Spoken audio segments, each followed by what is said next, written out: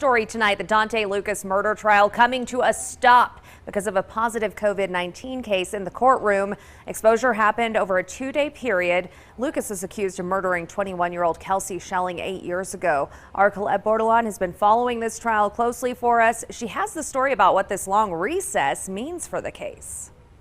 The risk for a mistrial now goes through the roof. For some, this recess could mean a lot of things. For the Donthe Lucas murder trial in Pueblo, jurors now have to wait 2 weeks before hearing more evidence. How do you gauge, how do you probe to see who may have been impacted, who may have broke those orders? Does that raise mistrial issues? And it's a nightmare, frankly. The jury has to make sure they don't consume any outside information about the case involving the alleged killing of Kelsie Schelling, who disappeared in 2013. This is just another impact, something new, something we've never seen or never had to encounter. Attorney Stephen Longo says the pandemic presents brand new challenges in the courtroom, where in this case, we've only heard prosecutors' evidence so far. And if it was persuasive and it was effective for any of those jurors, they're just going to be replaying that in their minds. I think if anything, it's going to become fact to them. He says the break could be a challenge for Lucas's defense team, but retired District Judge Dennis Mays doesn't think this will favor either side. There's some momentum going in terms of how you're planning the trial, and this now has caused an interruption in that.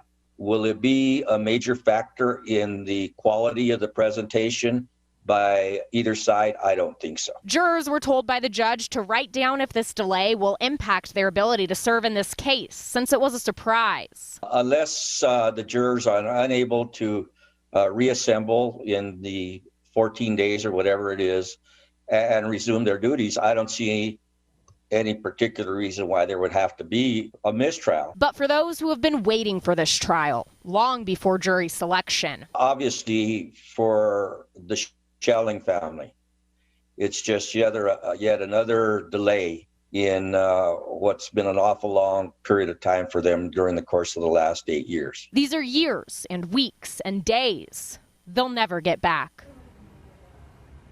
And the judge didn't say exactly when the positive test happened in the courtroom, but out of an abundance of caution, our Colette is now in quarantine as well. The trial will resume the afternoon of February 24th.